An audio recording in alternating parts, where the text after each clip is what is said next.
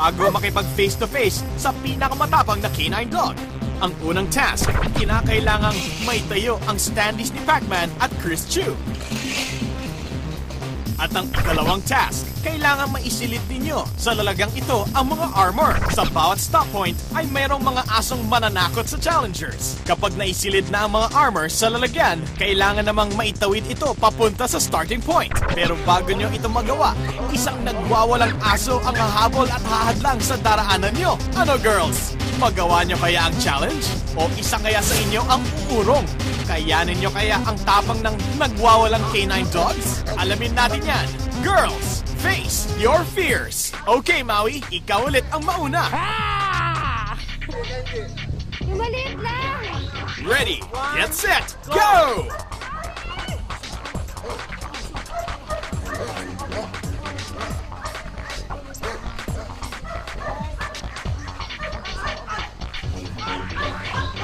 Wow, Maui! Parang di mo pansin ang mga asong nagwawala. Parang nahihirapan kang itayo sina Pac-Man at Chris.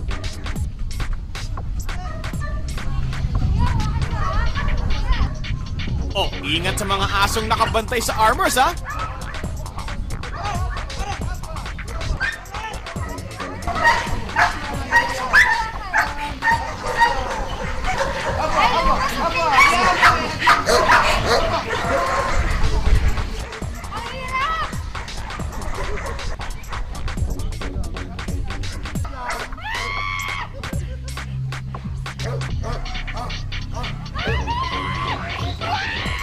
Kaya mo yan!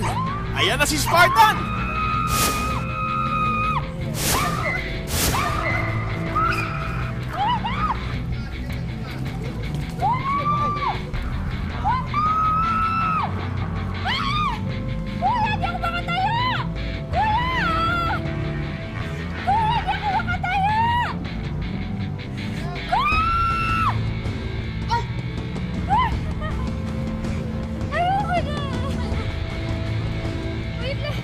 As far as I'm concerned, mas malakas pa sa akin yung aso, na hinihila na niya ako, nadadrag niya ako.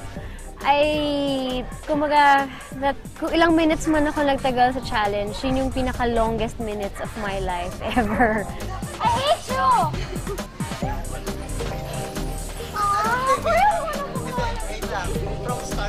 Dahil hindi mo nagawa ng tama ang challenge, kailangan mo itong ulitin.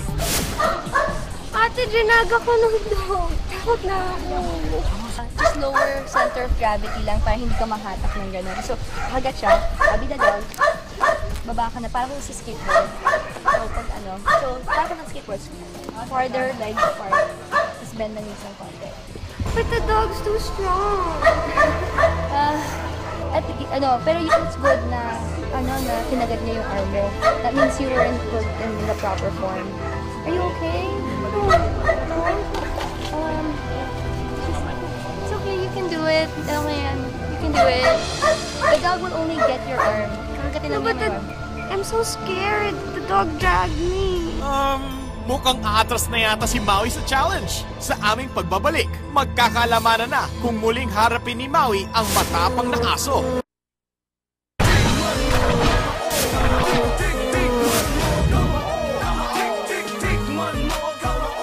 O Maui, handa ka na bang muling harapin ang matapang na canine? Nung sinabi na kailangan mo ulitin, doon na talaga ako nag-breakdown. Kasi parang hindi ko talaga kaya.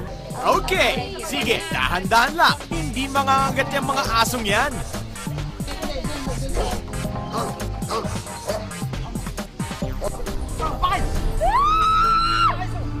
Sobrang lakas nung dog. Baka mamay lumusot. That's one. Yun yung concern ko.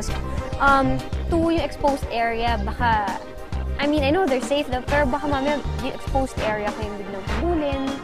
Okay, Maui! Go, go, go! Konti na lang! Good! Natapos mo rin! The fear na baka hindi ako pakawalan. So, what I did, pinasok ko yung kamay ko, linigay ko na dun sa loob. Nakuha mong tapusin ang challenge na to sa loob ng 4 na minuto at 1 segundo. Ngayon, ikaw naman, Alicia, ang gumawa ng Ultimate Challenge. Ready ka na ba? Aba, mukhang palaban! Sige, Internet Diva, simulan mo na!